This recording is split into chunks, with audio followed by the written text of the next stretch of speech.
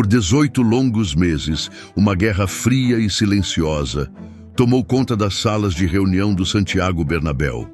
Enquanto a imprensa europeia vendia a falsa versão de uma negociação pacífica e rotineira, os bastidores fervilhavam em um impasse financeiro e político sem precedentes na história recente do Real Madrid.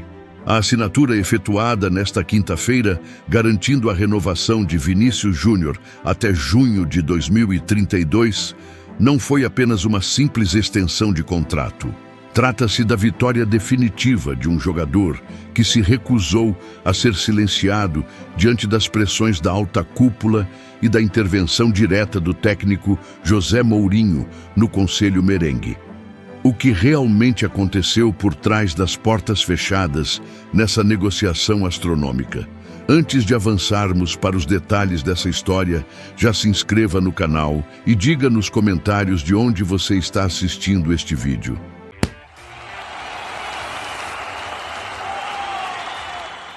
A história oficial divulgada pelos veículos de comunicação afirma que o acordo entre o Real Madrid e o staff de Vinícius Júnior foi resultado de uma evolução natural de vontades. No entanto, uma leitura atenta sobre as informações apuradas por emissoras como a TNT Sports e portais internacionais como o AS e o Marca revela uma estrutura de bastidor completamente diferente, onde o orgulho de uma diretoria acostumada a impor suas condições colidiu com a determinação de um atleta que decidiu não recuar 1 milímetro sequer. Por qual motivo a diretoria merengue arrastou por 1 ano e meio uma renovação que o melhor jogador da equipe já havia provado merecer dentro de campo?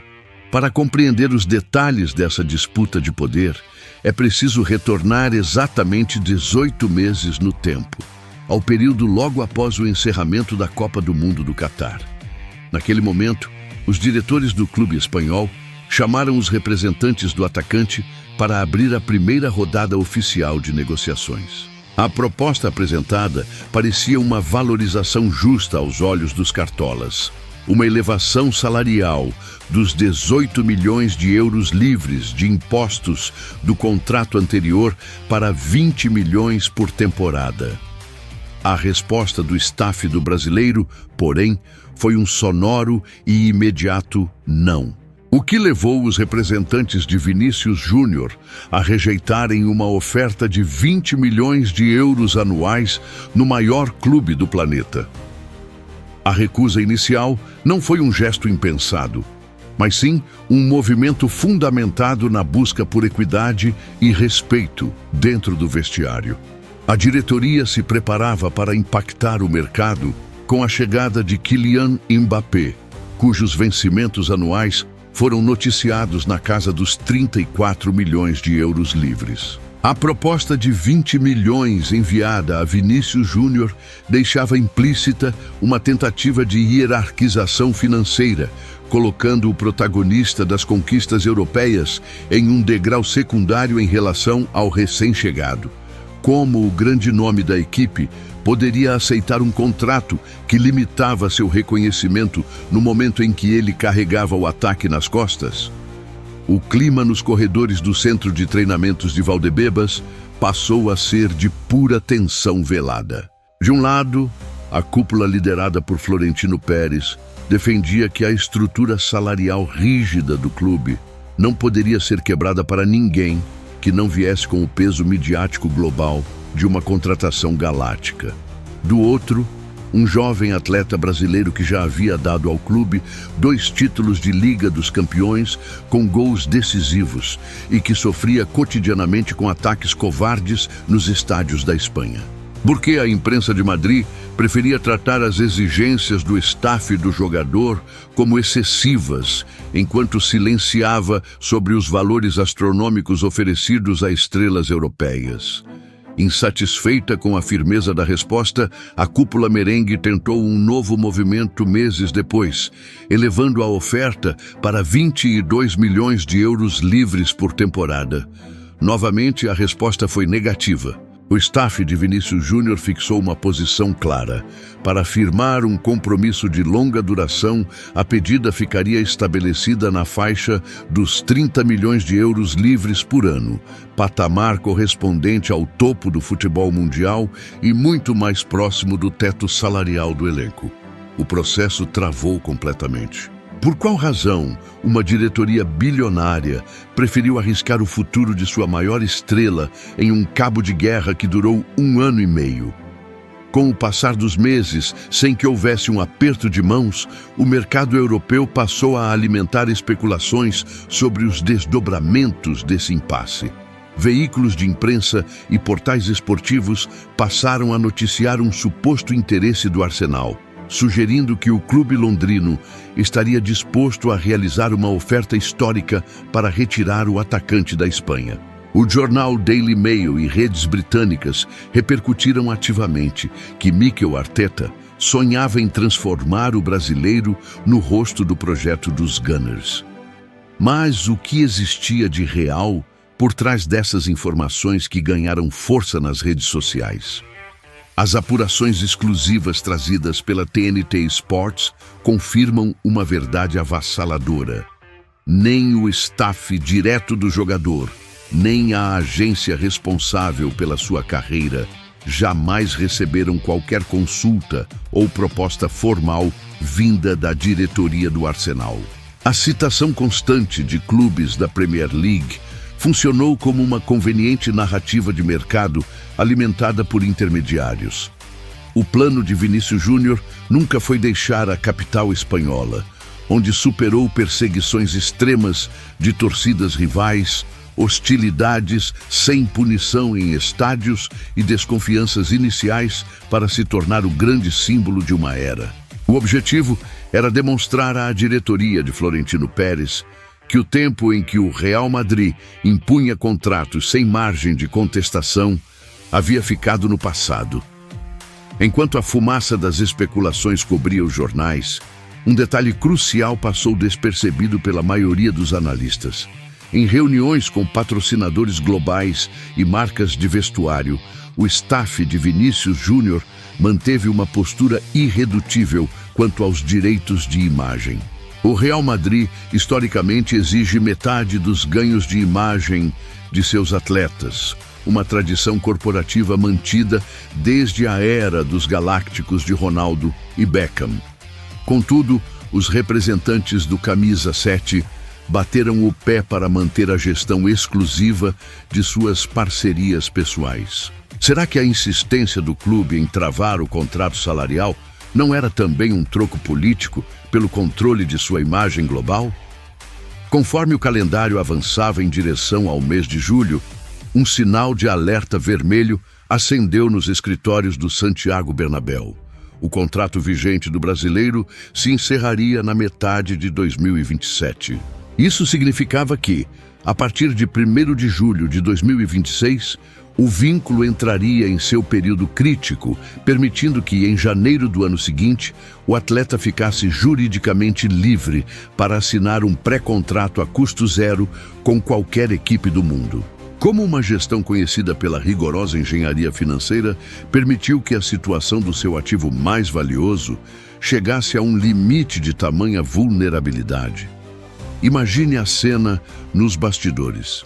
O valor de mercado de Vinícius Júnior ultrapassava a marca dos 200 milhões de euros e a perspectiva de perder o melhor atacante do planeta sem receber um único centavo deixava os conselheiros do clube em estado de pânico.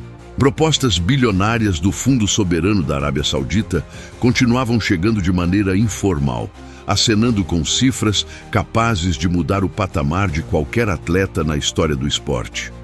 Como sustentar a narrativa de autoridade quando o próprio jogador e o mercado mundial detinham todas as cartas decisivas da mesa? Foi exatamente nesse instante que elementos adicionais de bastidor começaram a emergir nos bastidores da imprensa espanhola. Relatórios internos de inteligência de mercado do clube apontavam que a rejeição popular a um eventual desgaste com o brasileiro seria devastadora para a marca internacional do Real Madrid, especialmente no continente americano. O impacto comercial de uma ruptura não seria medido apenas em gols perdidos, mas em contratos de patrocínio cancelados e perda de engajamento digital com as novas gerações. Como a diretoria poderia justificar para seus sócios e investidores a perda do maior ativo jovem do futebol global por causa de uma disputa de vaidades administrativas? Além disso, fontes ligadas aos bastidores do vestiário indicavam que outros líderes do elenco acompanhavam o desfecho dessa negociação com máxima atenção.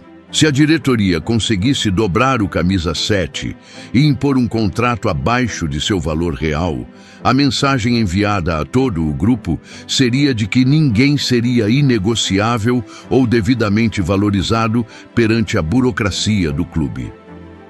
A resistência de Vinícius Júnior passou a representar, de forma indireta, a sustentação da dignidade profissional de todo o elenco diante da cúpula diretiva. Será que o clube percebeu que um desgaste com seu principal jogador provocaria um efeito dominó de insatisfação na equipe? A virada definitiva dessa disputa de bastidores não ocorreu nas reuniões de finanças, mas sim nos bastidores do departamento de futebol. A chegada do novo técnico, José Mourinho, alterou o equilíbrio de forças na mesa de negociações. Ao assumir o planejamento da equipe, o treinador português deixou uma exigência inegociável sobre a mesa da presidência. A permanência e a valorização de Vinícius Júnior eram a condição primordial para o sucesso do seu projeto tático. Qual seria a margem de manobra da diretoria diante de um pedido direto e público de sua nova comissão técnica? Mourinho não aceitou passivamente o impasse que se arrastava há 18 meses. Conhecido por seu estilo direto e protetor com os pilares de seus elencos, o comandante português deixou claro aos dirigentes que não aceitaria treinar uma equipe cujo principal talento estivesse insatisfeito ou com a cabeça voltada para incertezas contratuais. O técnico fez reuniões privadas com o jogador, garantindo que ele seria o líder indiscutível de seu esquema e que a autoridade moral do time pertenceria a ele. Como a diretoria poderia contrariar, de forma simultânea, o seu novo treinador superstar e a torcida que idolatrava o camisa 7? Diante de um quadro onde a pressão do treinador se somava ao risco iminente de perda patrimonial a custo zero, a cúpula do Real Madrid viu ruir todas as suas estratégias de protelação. O Conselho Deliberativo do clube passou a cobrar respostas rápidas da presidência, temendo que o desgaste público arranhasse a imagem institucional do clube em pleno início de temporada europeia. O tempo havia esgotado e a margem para jogos de cena se transformou em zero. O que restava fazer a não ser sentar com os representantes do jogador e aceitar as condições que haviam sido apresentadas desde o primeiro dia de negociação? Confrontada com o prazo regulamentar que se esgotava e pressionada pelo posicionamento inflexível de José Mourinho, a alta cúpula merengue teve que engolir o orgulho e flexibilizar sua postura. Na reunião final realizada nesta semana, o clube concordou em ultrapassar a barreira dos 22 milhões de euros livres por ano, incluindo expressivas luvas de renovação e bônus de metas que elevam os vencimentos do atacante para uma faixa ajustada entre 22 e 30 milhões de euros por temporada. O contrato assinado nesta quinta-feira estende a permanência de Vinícius Júnior por 6 temporadas, até o meio de 2032, reduzindo drasticamente a distância que o separava do maior salário do clube. O desfecho de 6 anos de vínculo garante que Vinícius Júnior permanecerá no Santiago Bernabéu durante o auge de sua carreira profissional, atingindo os 32 anos de idade, vestindo a camisa branca. As cláusulas de rescisão foram mantidas no patamar inalcançável de 1 bilhão de euros, assegurando que nenhum clube-estado consiga tirá-lo de Madrid sem o consentimento do próprio jogador. O aperto de mãos finalmente selado encerra um dos episódios mais tensos e reveladores dos bastidores do futebol moderno. Não foi apenas uma renovação contratual, foi o momento em que o maior clube do mundo teve que reconhecer a força soberana de seu camisa 7. Para além dos valores astronômicos e das cláusulas contratuais, essa negociação entra para a história como um divisor de águas na relação entre grandes corporações esportivas e seus atletas de elite. O atleta brasileiro provou que a legitimidade conquistada dentro de campo, com futebol, arte, raça e gols decisivos, não pode ser submetida a conveniências de gabinete. A vitória de Vinícius Júnior na mesa de negociações ecoa como um recado claro a todo o mercado internacional. O protagonismo real se conquista com coragem para peitar o sistema quando o respeito profissional está em jogo. Ao examinar a sequência dos fatos, as propostas recusadas, os boatos desmentidos e o desfecho final, fica evidente que o futebol europeu testemunhou um dos capítulos mais marcantes de afirmação de um atleta diante de uma estrutura de poder tradicional. Vinícius Júnior construiu sua posição não apenas com gols decisivos na Champions League e performances memoráveis contra os maiores rivais do continente, mas com a capacidade de sustentar suas convicções na mesa de negociação, até ser reconhecido em seu devido patamar. A assinatura até 2032 encerra o período de incertezas e consolida a liderança do brasileiro no vestiário mais exigente do planeta. Essa renovação de contrato até 2032 representa o reconhecimento merecido ao futebol de Vinícius Júnior. Ou você considera que a diretoria do Real Madrid demorou além do aceitável para valorizar seu principal jogador? Como você avalia o futuro do ataque merengue sob o comando de José Mourinho nesta nova etapa que se inicia? Deixe sua opinião nos comentários abaixo. Inscreva-se no canal para acompanhar nossas análises detalhadas de bastidores e compartilhe este vídeo. Acompanhar o futebol é ver os jogos na televisão, mas entender o esporte exige enxergar o que acontece nas entrelinhas.